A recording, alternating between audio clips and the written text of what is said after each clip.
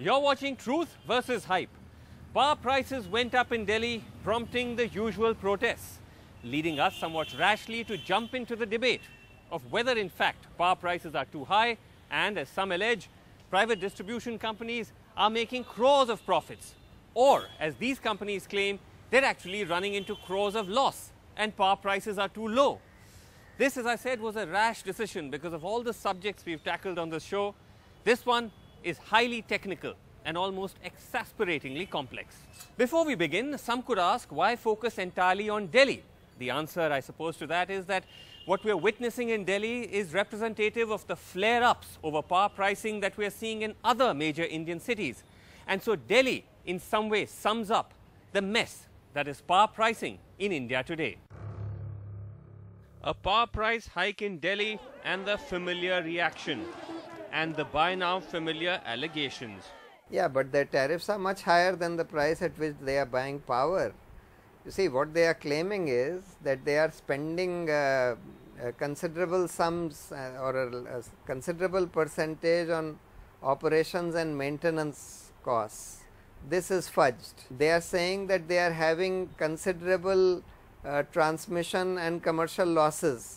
This is fudged. They are saying that they are having losses in short-term sales and purchases of electricity. This is also fudged.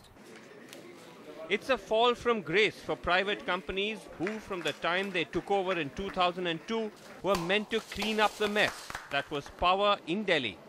2002, the situation was very bad. In the sense there was about 6 to 8 hours of power cut in Delhi.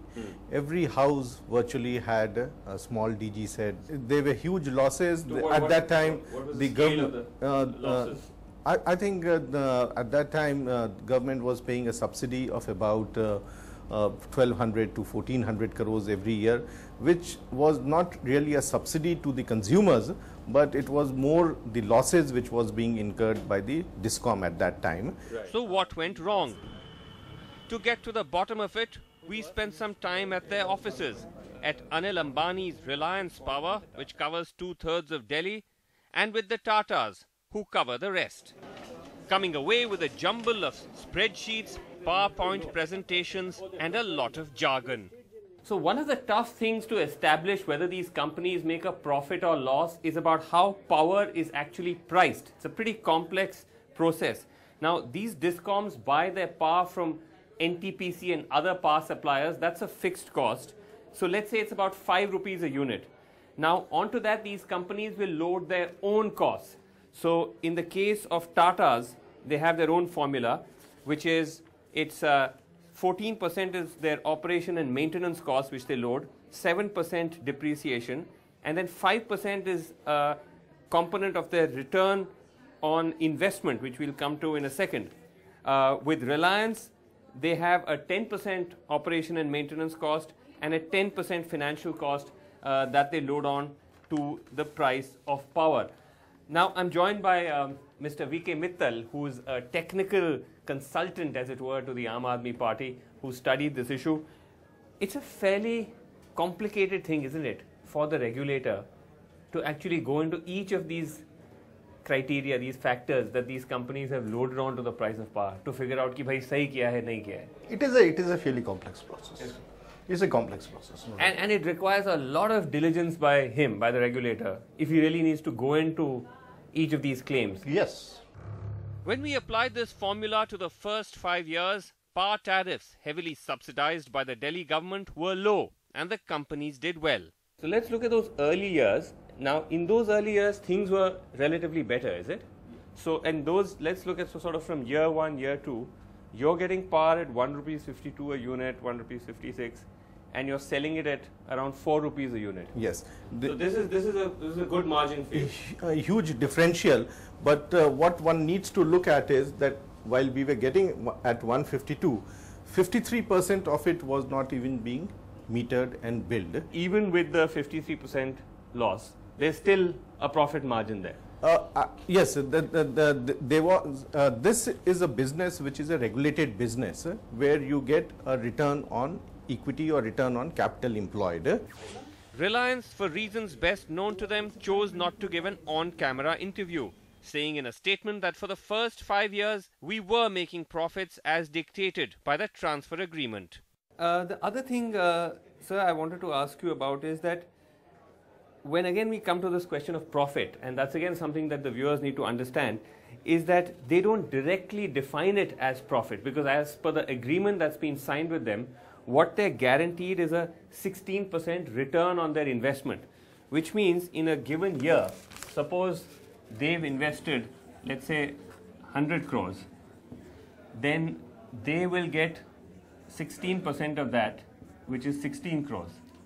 So let's say the total profit for that year was 500 crores. So they will get 16 crores from this. Now the other thing that we were told by them, and even this money has to be shared, because yes, I'll come to the sharing in a second. What they told us is that you get your 16% on investment. Also, if you meet your target for reducing losses, then you get another chunk of this. So that's a incentive for exceeding the target. Yeah, for exceeding target. In the case of the Tatas, their books reflect the fact that they made profits for the first 5 years. So what were your profits in these initial years, roughly? Roughly, they would have been 100 crores or 50 crores, 70 crores. Which was basically in the 16% return on equity that we get. And there was something more also if we achieved a AT&C target more than what was allowed by the regulatory commission. So as you kept reducing losses, yes, you were rewarded for that. Yeah, absolutely right. And that also added to your profits. Absolutely right. Look at the initial years. But with Reliance, it's confusing. They claim they were making profits, but results show losses for the first 2 years. To this, Reliance says there were some deferred tax revenues in the first 5 years. We were operating in challenged areas like Trans Yamuna and West Delhi.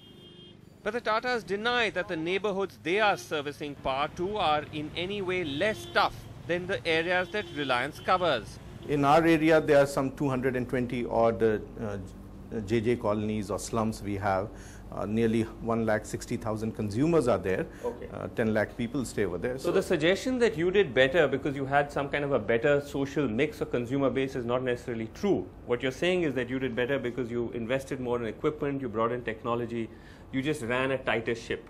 Absolutely right, and our workforce was very engaged and very committed. Okay. And they really worked hard to bring down the losses.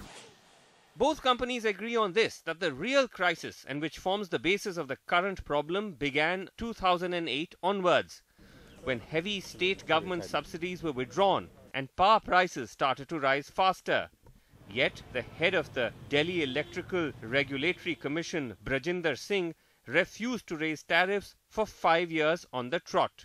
His reasoning, outlined in this draft order, based on a PricewaterhouseCoopers audit, has formed the crux of the charges against private companies. Then DERC chairman Mr. Brajinder Singh, when he did one independent audit of the accounts of these discoms, he found that there was enormous fudging in their purchases of equipment. They were purchasing equipment from their sister companies at highly inflated prices.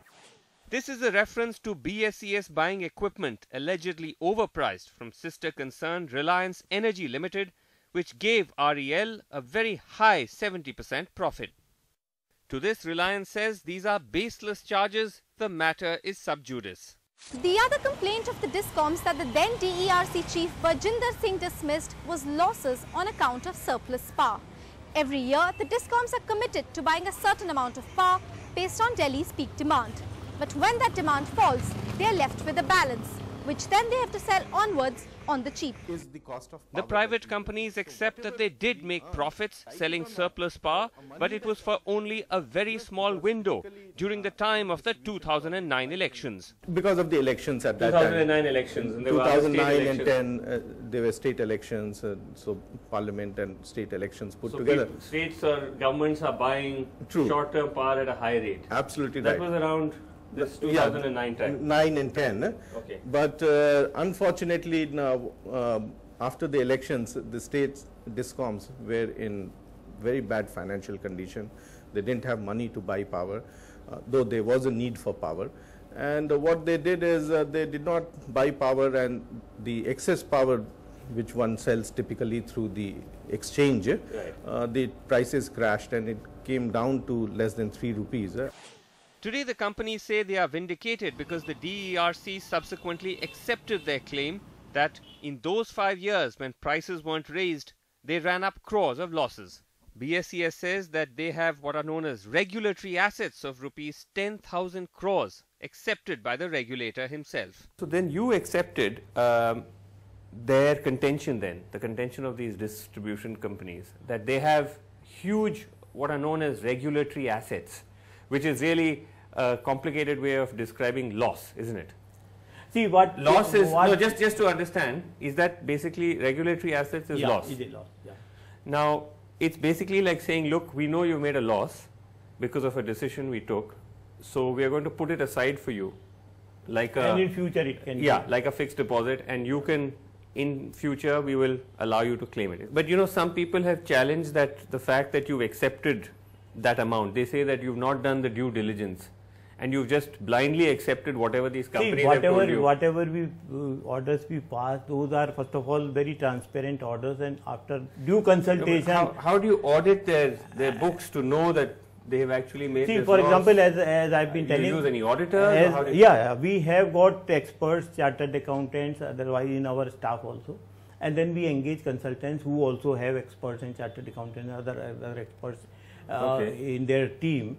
And they do all the due diligence. For this too, the AAP has an answer, that Brajinder Singh was replaced by a less problematic DERC chief, Sudhakar.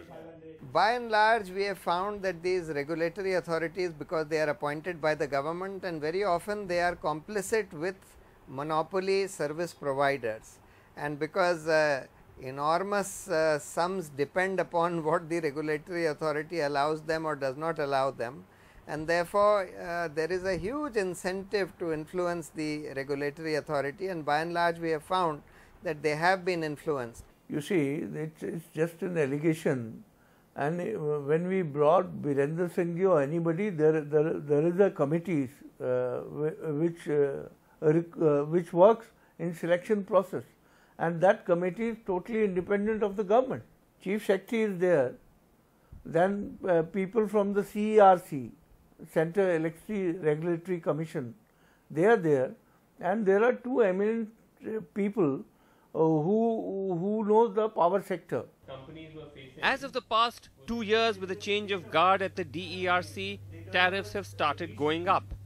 As the price of the sale of power hit around 5.6 rupees a unit, the DERC agreed to push up the price of Delhi to rupees 7.8 a unit, one of the highest in the country. So the Tatas at least are pleased. This is good, and I'll tell you that out of 7.89, today nearly 60 to 70 paisa is the interest cost and the loan repayment cost for the assets or the IOU which was created. Okay. So if that would not have been there, this tariff even at 730 would have been a good tariff. Okay. So today what we are looking at is, so this tariff allows you to settle your interest costs on your regulatory asset / loss. Yes. It allows you to service that interest. Absolutely right, and it is cost reflective.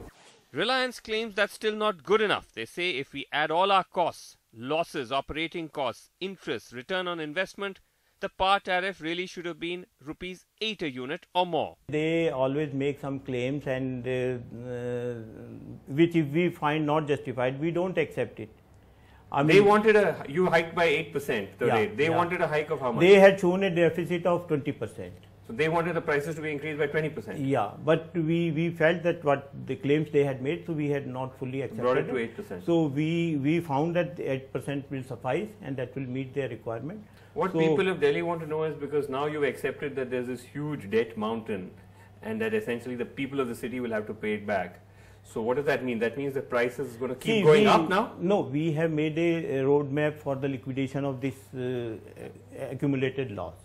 How? So this 8% will take care of not only the current costs, etc., and the proper supply and demand, but it will also liquidate the past in a slow manner in a spread over next 5-6 years. In next 5-6 years? Yes. With this 8% So this, hike, you're saying this the takes care entire of that amount will also. come down? Yeah. The fact is that it's really the CAG audit that will hopefully give us the clearer picture of whether these companies made crores of losses or crores of profit. We are not against CAG audit. In fact, while the matter is before court and sub judice, as far as our audit is concerned, we get audited done every year, whether it is the statutory audit or the internal audit. So why not the CAG? We are actually going ahead with the CAG audit. We have given them all documents. The challenge You're going ahead, you're cooperating with we are with cooperating with them. We have given them all documents which are there for last 5-6 years. 100% compliance has been done.